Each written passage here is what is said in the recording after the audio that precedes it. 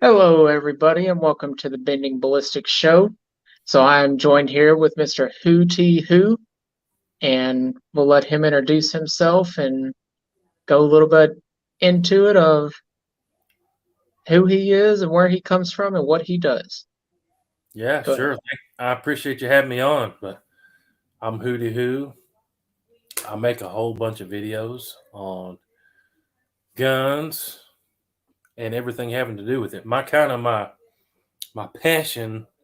more or less, is hunting related stuff, which bolt action rifles, do some long range stuff, but a lot of it's centered around the hunting piece of it. But then trying to mix in entertaining stuff as well as halfway educational stuff as we go along and just have a good time. There you go. Hell yeah. That's awesome. I like the educational side of the firearms knowledge because I feel like you can't have too much information. I feel like the more information you can give, the better off you'll be. Um, so Absolutely. So, what got you started in firearms? Were you like me, where you started at a really young age, like your dad or your uncle or somebody just handed you a shotgun when you could hold it up and you could shoot it? And what really transpired you to get into firearms? No, not actually not anything remotely near that at all. Let me take a quick break and say what's up to everybody in the chat. There's a whole bunch of my homies in there. But back to your question. So the first time I ever fired a gun, um, my dad took me to hunter's education class where me and my sister. I have made music videos. There's probably like 10 on the YouTube channel. We do Nice. music too. Uh, but the first time I ever shot a gun, my dad took me to hunter's education. Most states, if not all of them, if you're going to get a hunting license, you have to take the hunter education class. My dad took me to that, and then we shot like 3 clays with a 20 gauge or something, and that was it. And then after that, my dad had a couple guns, but he didn't hunt. We never went shooting, like that wasn't a thing. He didn't have any pistols, just a couple 22s and a 12 gauge and a 30-30 that we never used. They were just, he had them, whatever. Hmm. And um, my very first pistol I bought just for self protection when I was 21 and I could legally carry in Tennessee. I bought it. I carried a high point 9 millimeter. Literally, that was my first gun for over a year. That's what I carried just for self Hmm. protection.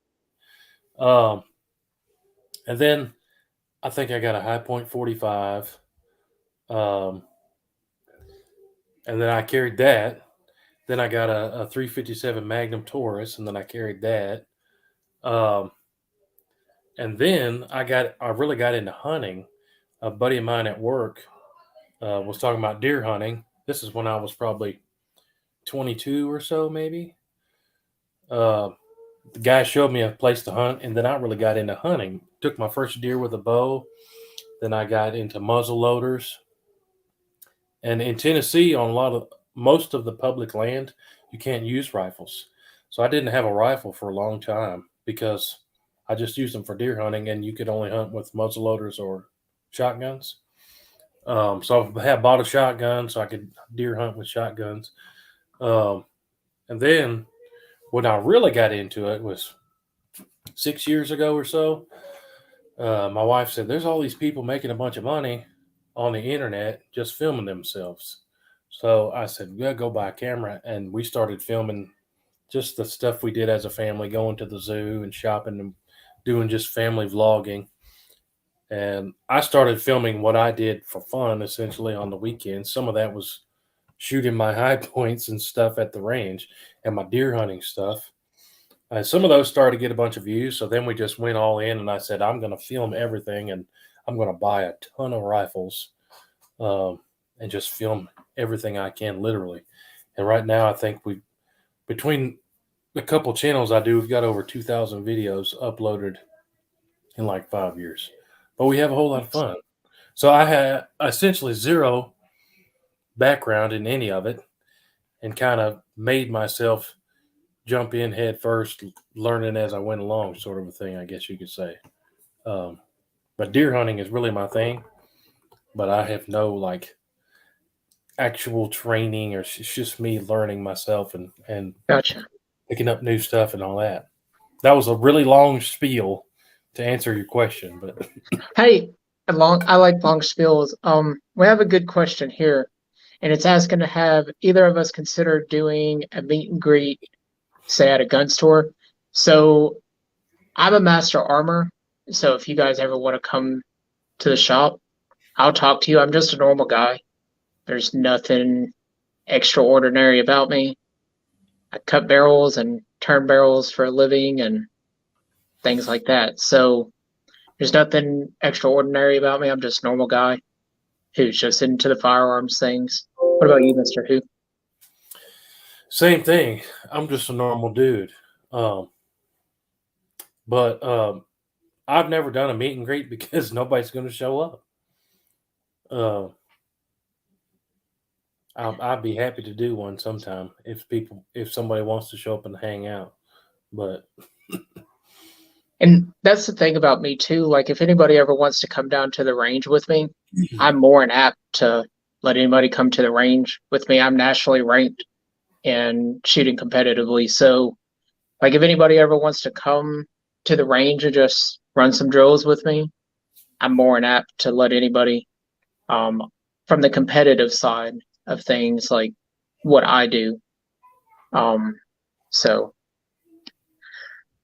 affordable affordable is right near you. I don't know. yeah, yeah, I know him. Yeah, Okay. we Yeah, met his too in person. Yeah. yeah.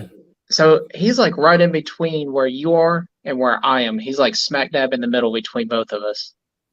So um but so are you a big 30-30 fan now, or are you just kind of like in the weeds about it? Like it's a cool cartridge, but Yeah, I am not really a 30-30 fan. I mean, I like everything. I don't not like it, but I probably pick 25 other cartridges before 30-30. there you go. I agree with that. I like the 30-30 for what it is from the innovation standpoint of what it is from when it first started. But Sure. now when you start looking at rimless cartridges like that, there's so many better ones. Or rimmed cartridges, sorry. Yeah. Um, so there is that. But so you've been doing a lot of 6 millimeter Creedmoor work here lately that I've been noticing. How are you liking that?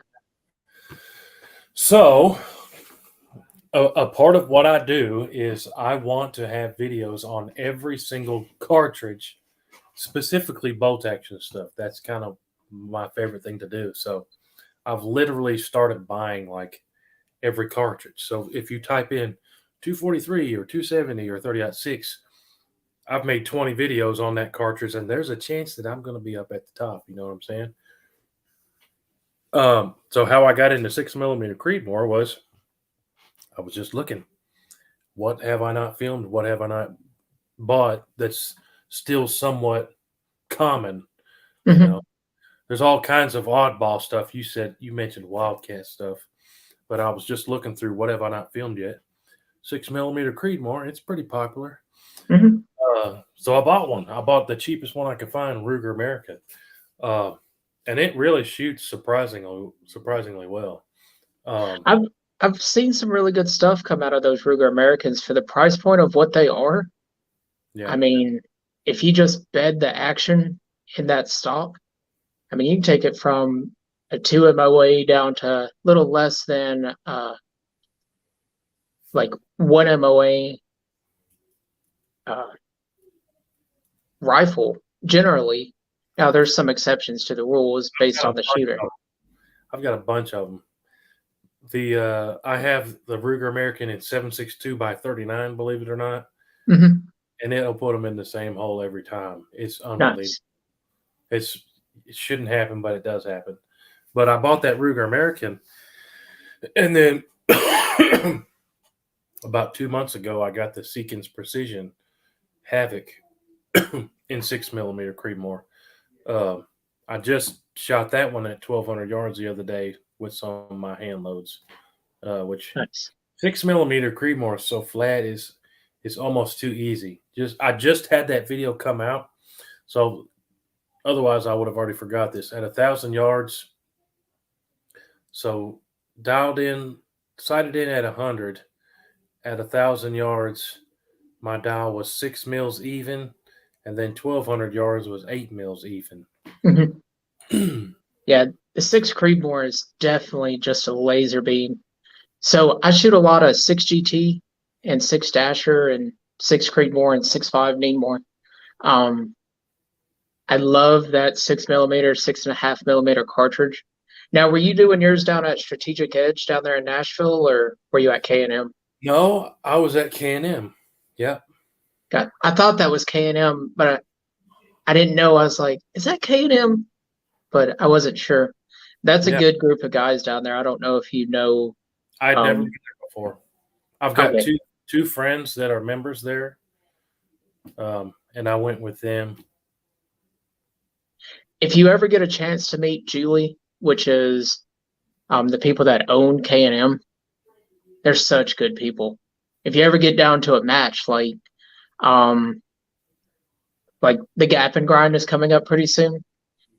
If you ever want to test your skill set on moving and stuff like that, 10 out of 10, highly recommend it.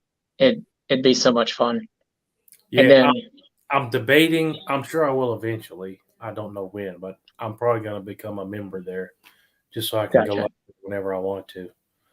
Yeah, it's not too awfully far from you, is it? 3 hours each way, but I mean, Okay. it's worth it for me. The way that I film videos, I Mhm. was out there. I don't know, 5 hours on a Saturday, and I filmed 4 or 5 videos. So it's worth it to me to go out there and film. Gotcha. Then also, I don't know if you go down to Alabama Arsenal's place or not, but he's not too far from Alabama Precision, Well, which so is that's who I was at K&M with, okay. Alabama. He's a good friend of mine. Yeah. Yeah, I talk to him all the time on Instagram, on my personal Instagram. Yeah. Um, He's a good guy. I was down there with him and Tennessee Star, if you know him. I don't know who Tennessee Steyer is. I know who the Alabama Arsenal crew is. That's about. I don't really enjoy a lot of firearms content. I'm going to be completely transparently honest with you. I don't either. I don't So, either. I subscribe to everybody that I talk to and everybody I've had on here, and I'll watch some stuff if it like your card splitting stuff. I love watching stuff like that. But as far as the nitty gritty detail of things, I'm like, eh. I don't watch hardly any YouTube. I So, honestly don't. so yeah, I don't blame you there. But yeah, Alabama Arsenal, he's not far from Alabama Precision, I don't think, which is right there in Carbon Hill, Alabama. I don't think he's too far from there. I've never heard of it. But yeah. Anyways, um, so out of everything that you've shot here lately and through your time of shooting and things like that, what has been your top caliber that you've picked and so on and so forth? Like all time favorite, end of the world happened tomorrow, that's what you're taking. That's a hard question. Well, I get asked that a lot. So I was just sitting here thinking if my answer has changed. I don't think it has. So when people ask me that question, I normally tell them two, uh, a tie between 22 250 and 338 Win Mag. I Oh, love those. 22 250 is awesome. I've got hits at 1,000 yards with 22 250, but I mean out to 400 yards, that thing's a laser. oh yeah. And then 338 is just a beast. I've shot a deer and a hog. Hunting is my jam. I've shot a deer and a hog with the 338 Win Mag. It just has a whole lot of horsepower. And then again, 22 250 is just a laser, 4,000 feet per second. I Hmm. love it. And Have I've you got made a 22 250 that I'll put them in the same hole every time. Just uber precision rifle. Love it. So if you like super fast cartridges like the 22 250, you might want to look into like the 20 practical or the 20 tactical. I don't know if you have any experience with those. I never heard of it. I'll look it up. Um, yeah, I mean they're it's running Ryan Rafferty. He's in the chat. He's one of my best friends. I want to. He might correct me on this, but I want to say it's running somewhere close to 5,000 feet per second. Whoa! Yeah, it's a 223. It's basically a 204 Ruger. Yeah, with a longer case on steroids. I love 204 Ruger too. I mean, it's on steroids. So it's like, holy Toledos. But it's so soft shooting because it only shoots, I want to say it shoots up to 50 grain projectile is the heaviest projectile you can get for it. Wow. And it's just laser. You're talking like 2 mils, if even at 600 to 700 yards. Whoa. Yeah, it's insane because of the speed. I mean, it's got so much speed. Now the wind is a big variable on it. Sure. Because it's so light. So, and to answer Chad's question, I have seen round counts on the 20 tactical and the 20 practical of upwards of 8,000 rounds in a barrel because it's not got a lot of powder behind it. It's just that 30-degree shoulder bump builds up so much pressure in the chamber, and when it sends it out, it's like, whoa, and it just screams. It's a big prairie dog gun. That'd be fun. I've never done that. And I have a lot of people tell me that too, like, oh, it's so fast, but what about the barrel life? And I'm just like, how many people do you know? I know you probably shoot a lot. I shoot a lot. But even I will probably never wear one barrel out. Like I will never have one rifle that I shoot 2,000 or 3,000 rounds of. I just never will. Like I don't know, the guys that do that are the people that do competitions. They'll burn barrels out. But the everyday dudes like me that are deer hunters and they might get their one rifle out 2 times a year, 3 times a year, maybe. Will never burn a barrel out. So that conversation doesn't really apply to me. Well, I mean, in theory, in essence, a lot of people think their barrel is burned out, when in all reality, you just need to clean your rifling. Like actually break down and clean your rifle the proper way. Not just run a bore snake through it with a little bit of solvent on it and call it a day. I mean, you got to carbon bust it sometimes and get a lot of that copper and lead fouling out of there. And normally, I'm not going to say every time it'll come back in, but generally speaking, it's not that awful to do. So, I mean, just a little bit of elbow grease goes a long way. But yeah, like 22 250, I've seen guys get 1,200, 1,500 rounds down the barrel before it opens up from a half MOA rifle to a 3/4 MOA rifle. So for the normal shooter, they're not going to notice that. Yeah. So I don't know. So I don't know what happened there. Don't be blocking people, Ryan. Sorry, Mighty Quinn. I block people all the time. Well, like blocking people that are like posting awful things, yeah.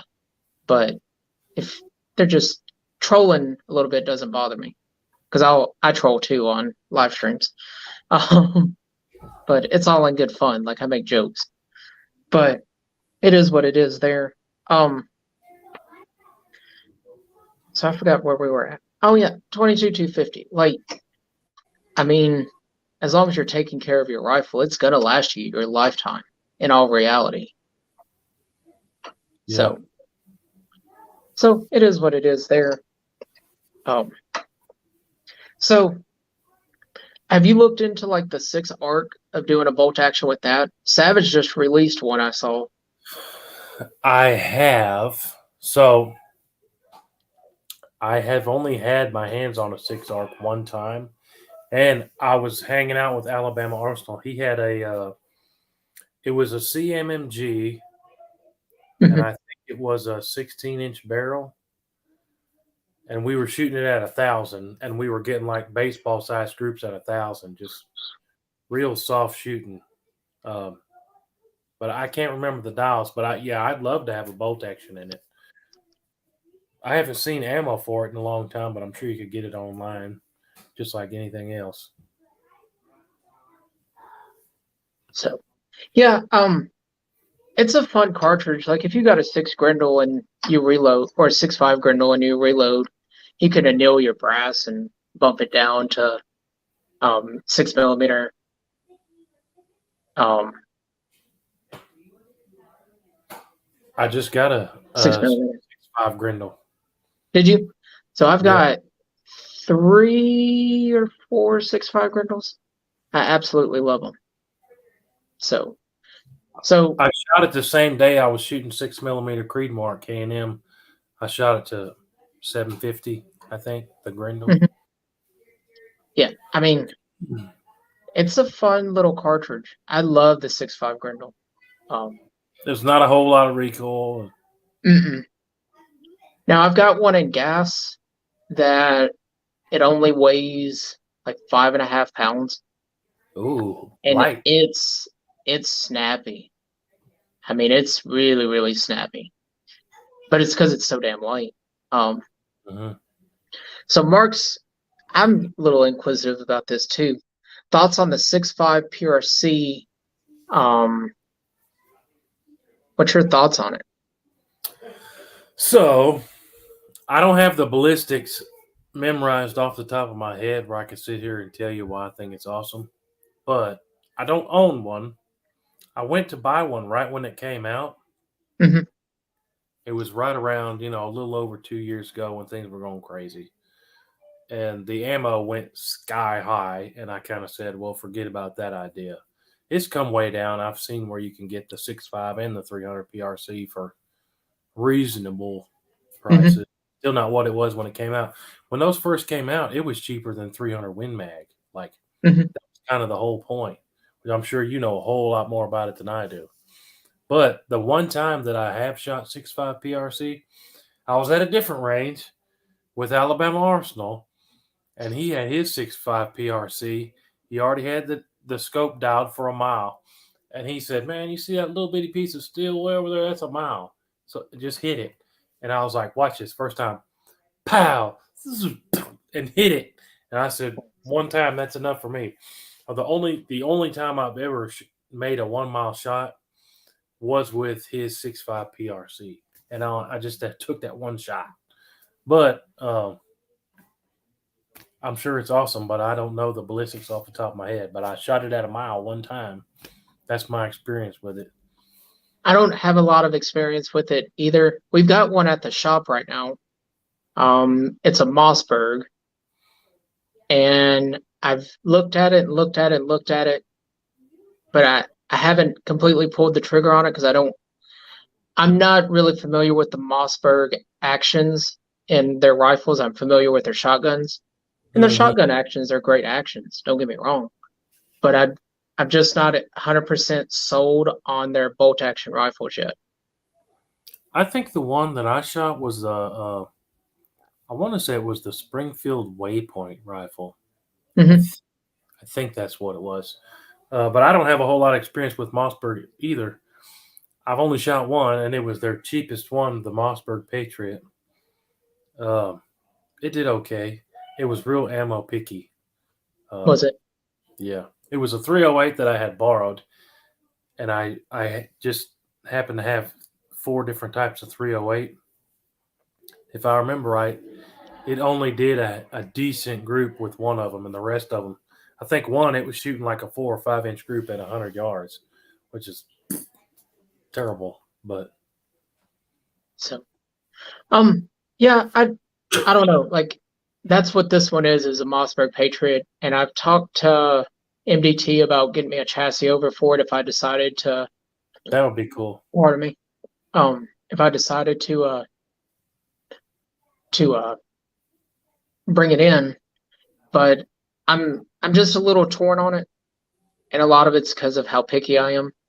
My collection, it's so vast now that I'm I'm getting to the point where I'm getting snooty with um There's nothing snooty wrong. with yeah.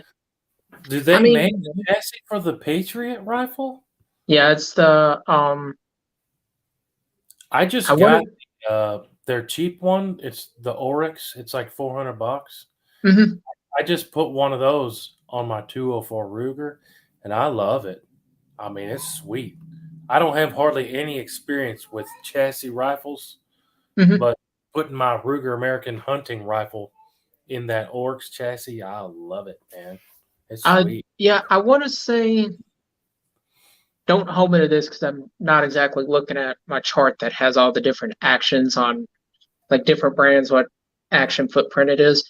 But I want to say the Mossberg Patriot in 6.5 PRC and 300 PRC is the same footprint as the Savage long action. Don't hold me to that, but I think it's the same footprint or it's the Bagara long action footprint. It's one of the two. Now they make a really nice 6.5 PRC. Yes. So that's the one that I was gonna buy was the Bergara. Mm-hmm. And I'm trying to get now I'm kind of thinking I'd rather have the 300 PRC. So I might get a Bergara 300 PRC. They're not that So, expensive. Like mm-mm, for $200 or $300 more, you can get a Bergara over a Mossberg. yeah. Like I think the cheapest Bergara 300 PRC is like $900, maybe even 800 if you don't get a threaded barrel. I think there's an $800 one with no threaded barrel. Yeah, we've got one at the shop that I threw in a foundation stock. I don't know if you're familiar with foundation stocks or anything. I threw one in a foundation stock for a guy, and we put it all on layaway. He put down his 60% whatever, and our layaway policy is after 90 days, if you haven't attempted to make any payments, like your money's forfeited and the firearm is forfeited back to the shop. Like I don't know if you work in a shop or not. Mm-mm. Um, but or I don't know if the shop that you go to does that or not. But yeah, so it's a little interesting there. Like he, we don't know exactly what happened. And had he like contacted us, been like, "Hey, I'm having a hard time right now. Can you give me a little bit of an extension?" We'll work with anybody. Like you know Sure. what I mean. But when people don't make an attempt at anything, it's like the hell, dude. So um, so it is what it is. Um, but yeah, I mean it's a shooter. I've taken it out to I want to say I put a 300-yard zero on it, and it was little less than a three-quarter MOA at a 300-yard zero, which is a pretty good zero. Sweet. Most most people are zeroing at 100 or maybe 50, just based upon what they're doing. But now, so you're a big American or Ruger American fan. Is Yeah. that what you got your Oryx for? Yes. Yeah. I Okay, put it on the 20 Ruger American 204 Ruger. gotcha. So because like I don't have some rifle sponsor, when Hmm. I buy guns, I go and pay for 'em myself, you know what I'm Yeah. saying? So normally I call up my FFL and just say, "Hey, order me the cheapest whatever, 450 Bushmaster." and a lot of times it's a Ruger American. So then I started getting 4, 5, 6 of them, and they shoot good. So then I just have kept buying them. Gotcha. Which, I mean, if you go any cheaper, that's when you're looking at Mossberg Patriot or Savage Axis, and I haven't necessarily had good experiences with either of those two. So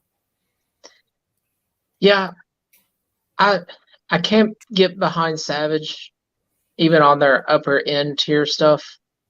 I've seen so many problems come out of that action. I can't get behind it. Now, but they're sloppy actions. Yeah. Which Savages do I have? My 338 Lapua is a Savage. Mm-hmm. It's a one. What was it called? I'm sitting here looking at it. I'm not allowed to touch it. Is it in the ACC chassis, the gray chassis? I don't know what it's called. It's a Stealth. It's a Savage 110 BA Stealth is what it's called. I think they quit making it like a year ago. But it's a similar price range as the Ruger Precision 338 Lapua, but I got the Savage because it was like $200 cheaper. But it shoots very, very well, but the action is super sloppy. Gotcha. Yeah, so I run a lot with this Delta 5 Pro here. I run a whole lot with it. Daniel Defense sent me that out when they first released it in the Area 419 chassis. They sent it out to me to run in matches. And that's actually when I found Alabama Arsenal's channel, was over that. I was looking up, see if anybody else had some of the same problems I had when I initially got into it. My extractor, the extractor spring was bad. They had a bad batch of springs. So I ended up having to get a new extractor for it. But I called up the guys over there and I was like, hey, this is what I'm dealing with. And they sent me out a batch of springs and called it a day. So it is what it is there. But this action, for what it is, I don't want to say it's sloppy, because it's not sloppy in the sense of Savage sloppy. It's loose in the sense of, if you get, I don't know if you've shot Alabama's or not, his Delta 5 Pro. I have no idea. I probably have. I don't know. I think his is Coyote Tan, just like mine is. I'm not for sure. It may be black. I don't know. But if you ever pull it back, you could jiggle the action. But if you run the action hard and fast, all that jiggle is gone. But it's strictly designed for, like, if you get sand or dirt or something like that in there. So, affordable, that is not correct. The 6.5 by 284 Ackley is not 6.5 normal. Sorry, I don't mean to. But yeah. So what's your daily pack? I know you said that you ran high points for a long time. I like high point personally. Like, it'll run forever. And yeah, I'm not a high point hater at all. No, I'm not either. I mean, it works. It might be ugly as hell, but it works. Yeah. Hello, AR. So, what's your daily pack? Like, if you had one of your favorite packs, is it a 50 AE? Is it a possibly, if I had one, but I don't own one right now. But so 90, it depends on the time of year, but in the wintertime, I carry a shoulder holster with my Smith & Wesson Model 59. It's nickel-plated double-stack 9mm, if you remember those. They quit making them a while back. But that's what I carry in the wintertime, shoulder holster with 2 extra mags. But most of the time, I'd say 90% of the time I carry a Glock 21 Hmm. full size, which is a 45 ACP. And then that other 10%, I carry a Glock 31, which is 357 SIG when I carry inside the waistband concealed. Hmm.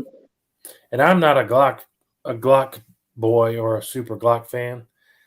That's just what I've come across and got good deals on and had good experience with. Gotcha. Picked them up cheap, buddies, whatever deals, Yeah. and I've never had any problems with them. That's what I carry. Well, so that's the nice thing about Glock is the used market for Glock is a lot better than the new market. Yeah. And I'm not a Glock person at all. I personally carry Canik. Um, I have been wanting to get into Canik, but I haven't yet. so if you ever come this way and want to use any of my Caniks, I have custom built Caniks straight from Century Arms, and then I have just standard off the shelf store bought Caniks. Um, if you ever It's want to use any of them, you're welcome. the price has gone up on those. I've been actually looking at them the past couple of days, but Yeah, they came out with one that was like $500 a little while back with a threaded barrel yeah, and optics ready. I can't remember the name of it. It the was like, SFX it might be. I can't remember. or the Rival, No, I don't think it was that. Um, that SA. Maybe. I don't know. But I just remember being like, wow, that's cheap for a threaded barrel and optics ready and a good trigger. And then the last time I went to look at them, they were like $700. People Mhm. trying to sell them that high used. Like, man, you bought that for 400 or 500, and now you're spiking it up used. Come on, man. Yeah. Well, that's the thing about them. Now, I have one major fuss with Canik, and take this for what it is. Their mags are very expensive. Really? Yeah. I just ordered 4 mags the other day, and it cost me almost $200 for 4 mags. Wow. So, just I'll fair warn you on that. Um, Now, affordable gets them too, and it might just be who the distributor was that we ordered them through. Might just be they were so damn expensive through them that we had to do what we had to do. But MetGuard makes the mags, which is also who makes the Walther PPQ and the Ah, uh, got- who is who's the other? I want to say Taurus mags. I think. I got no idea. Um, but yeah, they're MetGuard mags. They're really good mags. I mean, they're great mags, but they think a lot of them. And I just ordered I think it'll be here next week, a palmetto stake dagger, Hmm. which as far as I know, it's like a Glock 19 copy or something. Yeah, Uh, Glock cone. and that one is uh, optics ready and threaded barrel, so I might start carrying that. I already ordered a holster for that one, and the holster came before the gun did. Uh-oh. So What when holster did you go with? a guy out of Miami who makes custom holsters, Gotcha. Um, C3 Holsters is his name. nice. Hell yeah. That's the one thing I love about this community is there's so many little guys that like people like you and myself, we will support the little guy before we'll go into Oh, the 100%. Yes. and I love that about this community. Um, it's a great thing. Like the mom and pop era is not gone. And I can show you this, right? So hold on. So I'm sitting here looking at it. So this is the inside the waistband holster he made for me for that dagger. Nice. Super nice quality leather with a clip on there. And then he hooked it up with this for I just got a 1911. Look at that. It's like alligator, the ostrich skin. I was like, whoa. Nice. I just got a new 1911 too. I hadn't even shot that one yet, but I got that holster. I might start carrying the 1911. I don't know.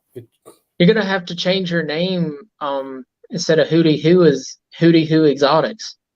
Yeah, there you I go. mean, with all that exotic leather, I mean, um, so Gort, I do understand that PSA has Canik mags cheaper, but I always support local business before I'll go third party retail.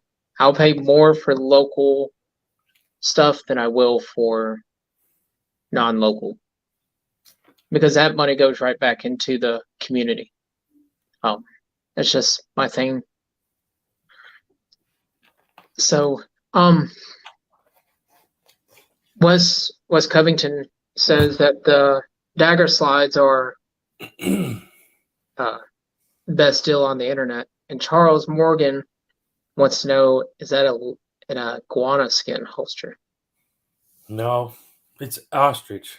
I think I said alligator, but it's not. It's ostrich. Is what he told me. Well, with the way that the iguanas are down there, it might be able to start making some holsters out of some iguana. 3 or 4 months ago, I was down there iguana hunting. It's literally why I went down there in West Palm Nice. Beach. Yeah, they got iguanas out there like crazy. I couldn't believe it. So I'm not sure where NSR Tactical is, and I've never heard of them. Me either. Um, I don't know who that is. Um, Affordable wants to know what you're drinking tonight. Mountain Dew, Mountain Dew Zero Sugar. Yeah. zero sugar. I'm a big Dr. Pepper crutch guy, so when I turn off my camera, it's because I'm drinking some Dr. Pepper, and I don't want people to know that I'm actually turning up a 2 liter bottle of Dr. Pepper. Dr. Pepper. Just drink it out of the 2 liter. That's fine. All day. It's cheaper to buy them by the 2 liter. A 2 liter It is is. 20 ounce. I mean, that's kind of what like got me into reloading is because yeah, the competitive edge of it all, like yeah, that was great there. But also, I'm a cheapskate, Me too. and now it's making me revert to be like, well, I'm just gonna start buying ammo again because it's so much cheaper to buy ammo now than it is to buy primers and projectiles and brass and things Yep. like that. And it's like, if I didn't have so many Wildcat cartridges, I would. But I they just just semi spec two Wildcats that I run. what's that? 6 GT, the 6 Gran Turismo Hornet A just semi spec that. And I want to say and 22 Creedmoor. They just semi spec both of those. So that's going to be great. That means that hopefully some ammo manufacturers will start producing that. Sweet. I've heard of both of those, but only because a friend of mine, which if you're into all this stuff, you probably heard of this dude, the Ultimate Reloader. His name's Yeah. Cat. I was in Arizona with him like 2 months ago, and he was telling me literally about those too. But he's into all that stuff.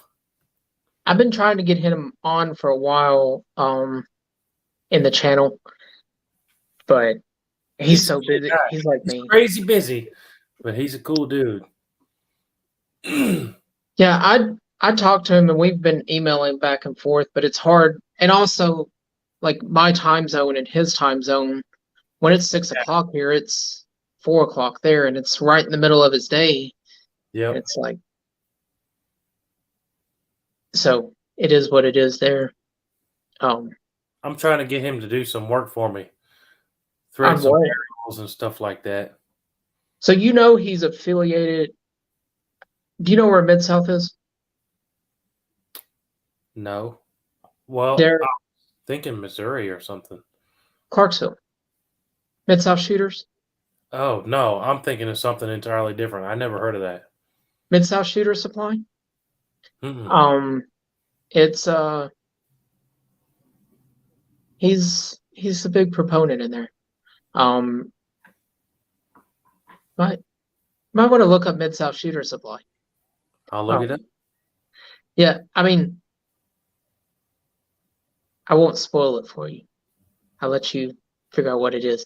But they're just right there in Clarksville. Like if you go up 24 to exit 11 in Clarksville, Okay. I don't know if you're down 24 or not.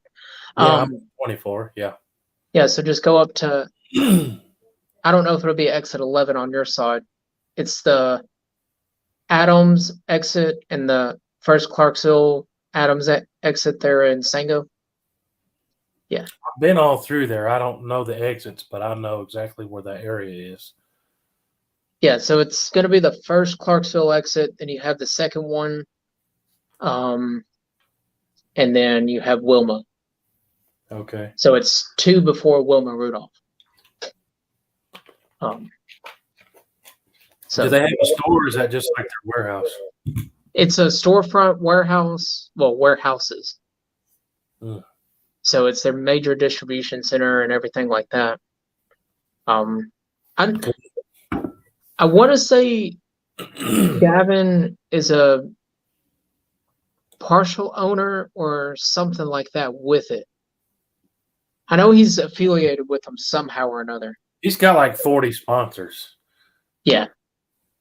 If he was an owner, he probably would have told me. I don't know. Maybe not. I don't know. Maybe it's a sponsorship type thing. Patrol Lives Matter has a question for you. Every Bing Bang he says he wants to take a deer with, what will be the first Big Bang he uses this year for a deer? Oh, so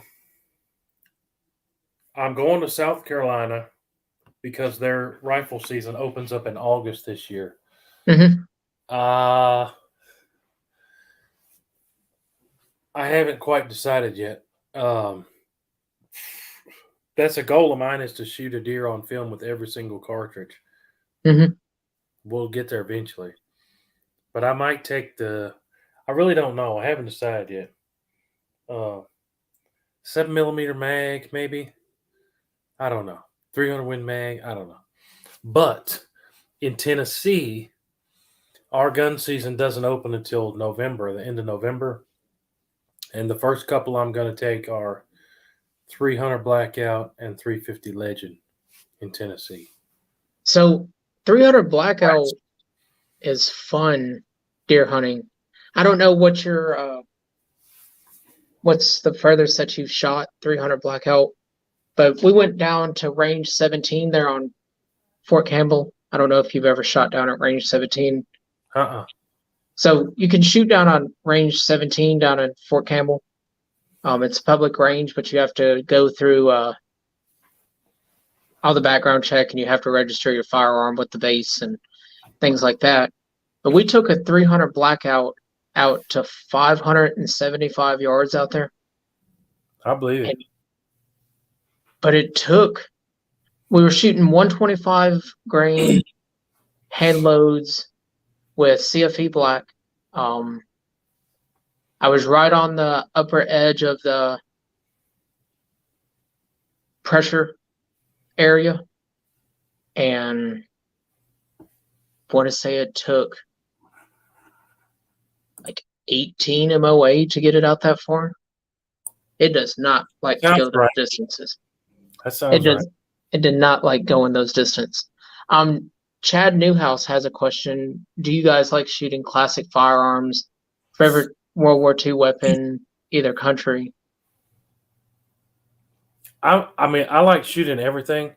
I'm not an expert whatsoever on the knowledge or the background, but that barrel right there, that's the barrel of my Mosin. So, I mean, I like that one. That's an old gun, but I couldn't sit here and tell you the history of it, but I have a Mosin that I like to shoot. Then I've got a 303 British. That sucker, I think, is from 1914. It's old. It's over 100 years old, but 303 British, and it still works. And I like shooting that one. But again, I couldn't tell you the history or anything about 303 British, but I've got 2 of them. I love the 303 British round. The innovation that came from that back then is such great innovation. I don't Now know I've got anything. a crutch for restoring old vintage firearms. I don't know if you know what the old 250 Savage is. I've heard of it, but I don't know anything about it. So I restored one of those uh last year. It's a old 250 Savage lever action. Um, That's had cool. to clean up the stock and completely had to change out all the springs, and I had to hand turn. What did I hand? I want to say I had to re-hand turn a bolt face for it on the lathe and lap it, but it's so much fun to shoot. I So, believe it. Shout out so to Travis P11. Go Cornhuskers, man. I see you, Nebraska boy, in the chat. nice. Um, yeah, this has been a great chat. I've enjoyed it. So Gord, oh, there he is. Gord has a question. Was 300 Blackout ever intended to exceed 200 yards? Um, I don't think so, but just because it wasn't intended for that doesn't mean it can't go further than that. Yeah. I want to say Alabama Arsenal did a video where he shot 300 Blackout at 1,000 yards. I'm That 99% sure he did it on film. I don't I think it remember. was using subs too, wasn't he? Yeah, I think so. Yeah. See, that's crazy. Yeah, I mean that's just lobbing in it. I mean it's just like 22 LR. I've taken 22 LR out past 1,000 yards, and it is not intended to go out past No. a couple hundred yards. It took 304 minutes of angle to get to 900 yards. Ooh, that's crazy. Um, yeah, it was super fun though. Like, I loved it because of the challenge of it. I don't know if you shoot 22 at all. Yeah, yeah. I mean, Um, I don't have some expensive, crazy rig, but yeah. Mine's not either. Like I got a CZ 457 that shoots real good. You got more money in your CZ than I got in my 22. I got a, well, I mean, I'm just saying, I got a Ruger RPR in 22 long.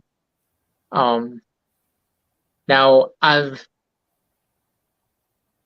I've tuned the barrel and I've lapped my chamber. Um, I and I'm getting ready to cut a new barrel for it because there's a new twist rate for 22 long, and Huh. it's because the standard is, I think standard is what, 1 in 18, I 1 have no in idea. 1 in 20, but they just released the blueprints for it in like a 1 in 10, 1 in 12, which getting out to that extreme distances like that is gonna help a lot because it's gonna cause more spin. Now you might have more drift, but I love shooting 22 LR out to like 400 yards. I've never tried to take it that far, I don't think. I need It's to. so much fun because it's a challenge. So the same elevation that you need for 308 to get to 1,000 is what you need for 22 LR to get to 400 yards. Wow. So it's so much fun. Um, I see bullets. Yeah, I was just about to talk about that. People want me to film 10 gauge all the time. And I've been buying here and there 10 gauge shells, but you can't get a 10 gauge shotgun. Like I can find them online, but I'm not going to go spend over $1,000 on a 10 gauge shotgun just to make a YouTube video. I don't have that kind of money. Like if I find one for 300 or 400 bucks, I will buy it and I will make videos with it. But I can't afford to go buy a fancy pants 10 gauge just to make some YouTube videos. But I so do. what if you knew a guy that might know a guy that might have a few? Just I would talk to the shop owner. I know he's got a few, um, and see about either loaning it out or having you come up to the range and do them up there. You're welcome at the range anytime. We're not too far from each other. It's private, so nobody's gonna bother you. So And now that I'm sitting here thinking about it, bullets. I don't know if you were on the live a couple days ago. We did a live where I was talking to my buddy Kason, who is a duck hunting guide. He told me if I come duck hunting with him, I could duck hunt with his 10 gauge. So that would be fun. yeah, I love duck hunting. Now do you go down to like over by Land Between the Lakes or anything like that to do your duck hunting? I've only been duck hunting one time, and it was this past December in Arkansas. Oh, I plan on going this year. I've never been in Tennessee, but the guy who said he'll take me in Tennessee, he said he duck hunts on Reelfoot Lake. I think that's over near Land Between the Lakes. I couldn't tell you. I forget where Land Between the Lakes is. Reelfoot Lake is like northwest Tennessee. Yeah. North Kentucky. Yeah, so you know where Paducah is? I've driven through there 100 times, but I can't remember where it is. So if you went up towards Clarksville, yeah, and take 24, get off in Katie's, right there on the Kentucky side, Katie's.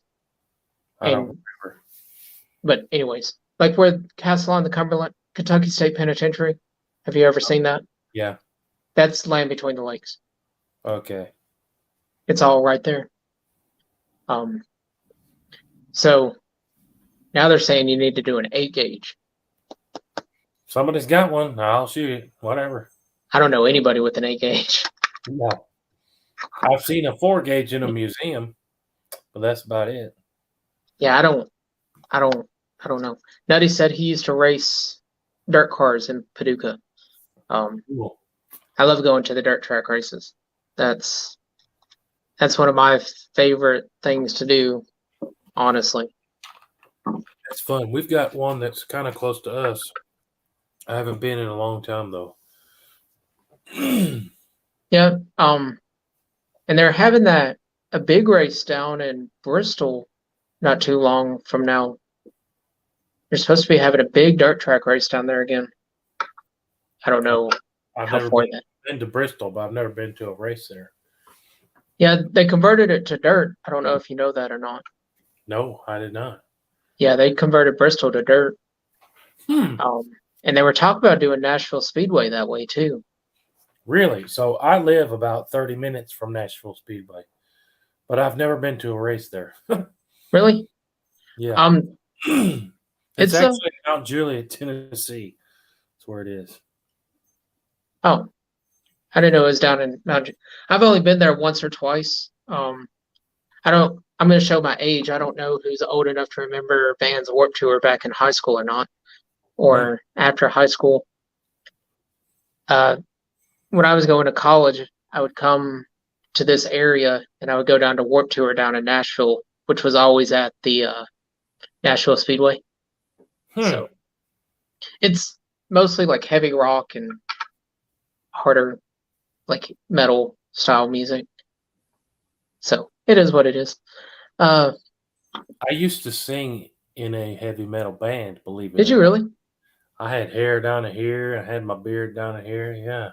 What band did you sing in? You never heard of it. The band was called Shotgun. We play in random places in Nashville and whatnot and never made any money. But did you used to play at like Rocket Town and stuff like that? Yep.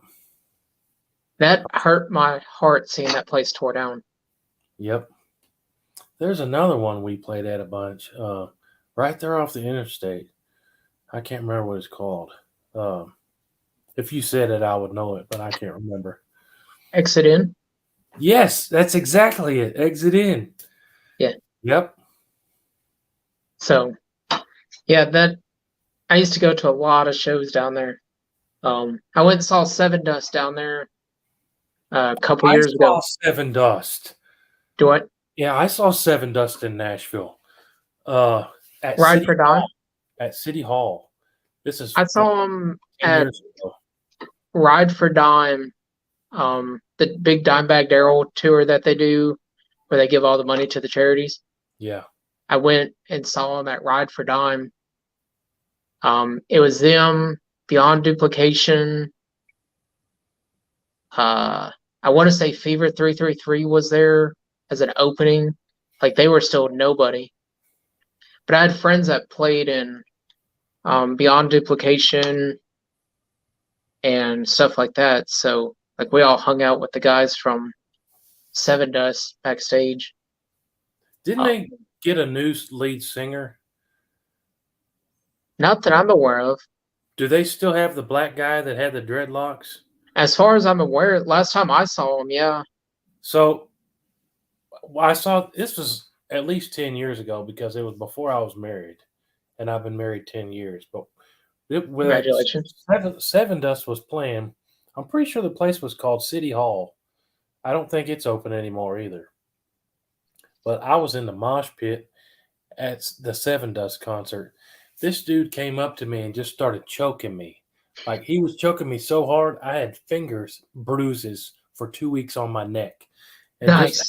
out of reflex, I just socked this dude, knocked him out one punch. He fell over and went to sleep on the floor. And everybody, the lead singer of Seven Dust, I was like 15 feet in front of him, and he was like, "Yeah," saw me do it. That's awesome. I went and I don't know if you know what Cannery Ballroom is there in Nashville. Um, I went and saw the Used there. Uh, I want to say at least 12 years ago. I don't even know that Cannery is still open. I never went there. I know the name, but I don't even know if it's still open now. I But couldn't. Yeah, I as don't when I go. was younger and wilder, um, how Affordable says that Cannery is open. Hmm. Um, and then like my buddies play in Blackstone Cherry. I've got buddies that play at Blackstone Cherry. Really? Yeah, they're not too awfully far from me. And I used to work with Ben's dad at a previous job, but I'd known Ben before all that. So like I got to talking to Ben about where I was working. He's like, "Oh, no shit, my dad works there." I was like, Yeah. "Nuh-uh." He was like, "Yeah." And then he told me who his dad was, and I literally shared an office with his dad and had no idea that was his dad. Wow. Because I know them through music and stuff like that. So it's not like I didn't go to family reunions with them. It was Hmm. just like music. But yeah, they were. It was fun. It was interesting. But I listened to them like 12, 15 years ago, probably. mhm. When I first got real big. Yeah, Yeah, PG said Blackberry Smoke in it. And it reminded me of Blackstone Cherry. I don't know if you can see that or not. I see it. Okay. I got the Um, comments pulled up. so we'll get into this last one real quick and then we'll close it out. So what do you prefer, a heavy rifle or a light rifle? Now that you're getting older. Heavy. Like how heavy is heavy to you? So I don't have anything that's real heavy. So my heaviest is my Barrett 50 BMG, but that doesn't really count because that's not really something regular. But like that Seekins that I just got, I think it's 12 Mhm. and a half pounds. That's pretty, to me, that's heavy. I don't have any weights on it or anything. That's how much the chassis and the whole thing weighs put together. But then like there's a trend in the hunting rifle space to make ultralight rifles. I shot a Kimber ultralight rifle. I want to say it was 6 pounds. Could have been 7, but I think it was 6 pounds. Real thin pencil barrel, pretty small stock, and it was 6.5 Creedmoor, and it just wanted to jump out of your hands. I was like, Mhm. this is ridiculous. And the whole thing was the concept is, well, if you're hiking up in the mountains, you want something light. I've been hiking, hunting up in the mountains, and I hold my 11-pound 338 Lapula. You know, on Yeah. top of that, I'm a big guy, but I could see if you were a really small guy, then that might be attractive to you. But I've shot those really ultralight hunting rifles, and I hate them. Um, I don't even know how much a bunch of my rifles weigh, but just generally speaking, heavier is always better. I could see if you were gonna go walk 10 miles and be hunting with it and only take one shot, okay, well then you might want to love that super light rifle. But to me, it just makes no sense outside of the super small pigeonhole Mhm. uh, reasons. Yeah, I agree. I just worked on a guy's 300 Winchester short mag, I got one of those. and we made it even lighter than what it was. We put a carbon fiber wrap stock on it. It was already light, and now it's like 3 pounds lighter. And I was like, holy Toledo's. It was awful. Why? Was he? What was he using it for? I mean, 300. Hunting. That's a hunting round. He was. He said he was going to do backwoods bear hunting and like big game hunting. I'm like, dude, this thing is. I mean, it.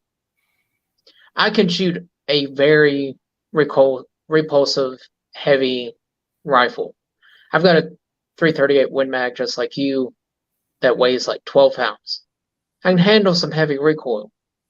Yeah, But that thing, holy Toledo. Like, there's no nice way to put it. It was awful. I believe it. I mean, when it broke, when the action broke and all the combustion and everything happened, as soon as it left the chamber, the rifle come up. I almost got scope bit. I I've believe. never had scope bite in my life until almost that day. I believe it. And it was awful, man. My 300 short mag is a Winchester XPR. Mhm. Pretty light. I want to say it's like probably 7.5, 8 pounds, whatever their standard XPR is. It's not a heavy one, and it jumps. It jumps around, but Yeah, I mean, I couldn't do it. I was like, dude, I shot it once and I was done. I was like, you can zero it. I'll spot for you and you zero it, but I can't keep shooting this thing all day long. yeah. There's no way it just wear you out. So we'll close it out here on a big solid piece of advice, whether it's dad advice, husband advice, domestic partner advice, whatever type of advice, it doesn't matter. Friend Uh, advice. I don't know. I don't know what to say. I mean, I could pick 10 different things. Just be a good dude, man. Like, I was telling somebody this yesterday. So, um, I've worked with a whole lot of people. There are a whole lot of people out there that will do you dirty, and it's hard to trust anybody. But just be a good dude. Work hard and tell the truth. You know what I'm saying? Yeah. I feel like these days it's harder and harder to find people that are hardworking and honest. Oh, I agree. But all right. Well, I appreciate your time very much. I thank everybody for stopping by and being active in the chat.